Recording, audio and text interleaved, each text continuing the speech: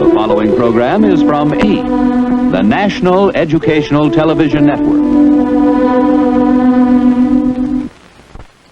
NET Journal, a look at the events and issues of the world today.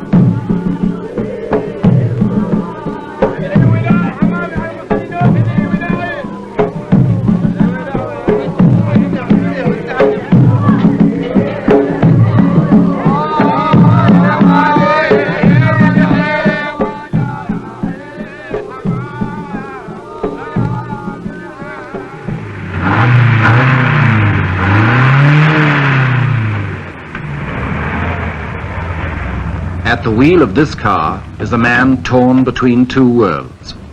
He's an Arab sheikh who was born in an old Arabia and will die in a new one. He worships Allah, loves the desert, and is one of the richest men in the world. His name is Zayed.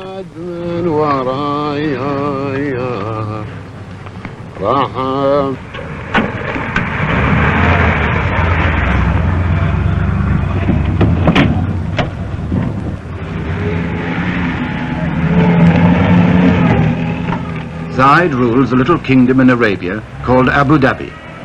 20,000 people in a stretch of sand and salt flats about half the size of Denmark. To the tribesmen who follow him everywhere, he's the undisputed boss. His forefathers ruled the desert from the back of a camel. He rides it in a limousine. But he remains, as they were, the center of tribal life. He's the man you serve, the man you hunt with, and the man you fight for. Above all, he's the man who leads. Wherever Zayed goes, his men go too.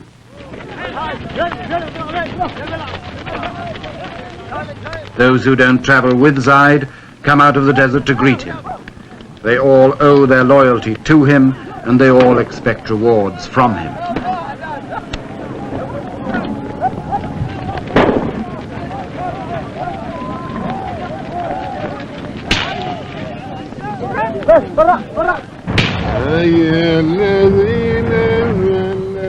Zayed's tastes have not been influenced much by his money. He likes the simple life, to drive himself, to go hunting and camping in the desert, to be with his people as a sheikh should be, to follow the ways of the old Arabia.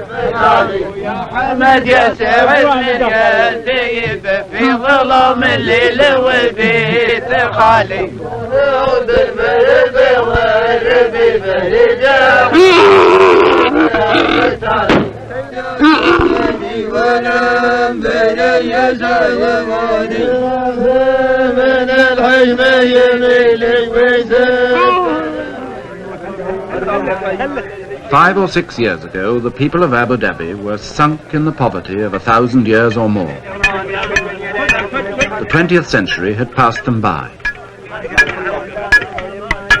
Today, their ruler, Zayed, is one of Arabia's nouveau riche, who's acquired overnight a fortune from oil.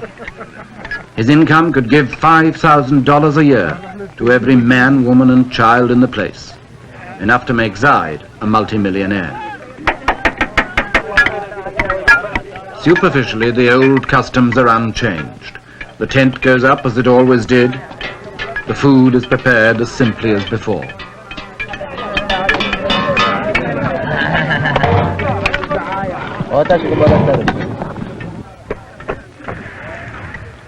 Zayed's natural pace is leisurely, almost indolent.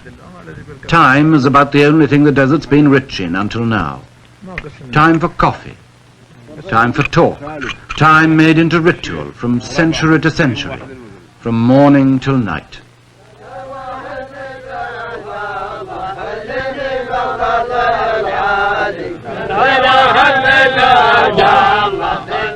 These girls will swing their hair, and these men will chant hour after hour. In the desert, there's no rush. At least, that's how it used to be. But Zayed, with his money, has begun to learn better.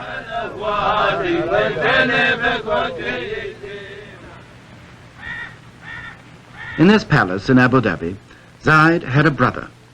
His name was Sheik, and for more than 30 years he ruled Abu Dhabi in poverty and comparative peace.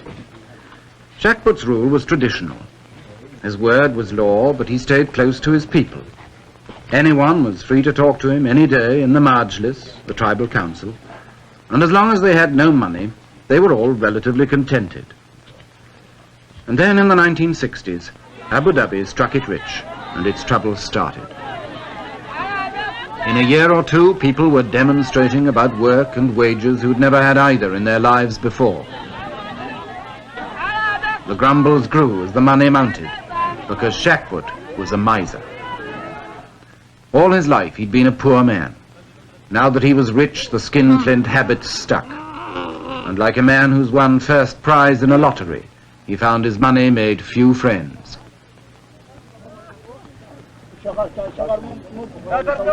People began to say his brother Zayed would be a better ruler.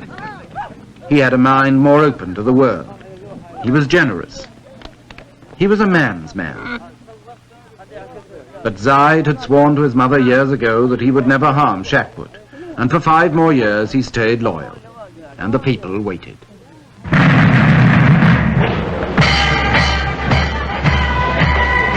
The oil flowed.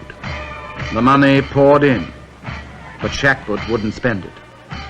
He was paralyzed by habit, suspicion, and downright fear. He knew the harsh old world of Arabia. He couldn't meet the challenge of the rich new one.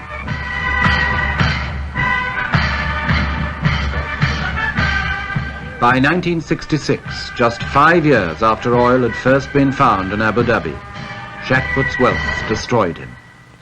Zayed sent him into exile and took command himself, ready to say farewell to the old Arabia. But how was he going to do it?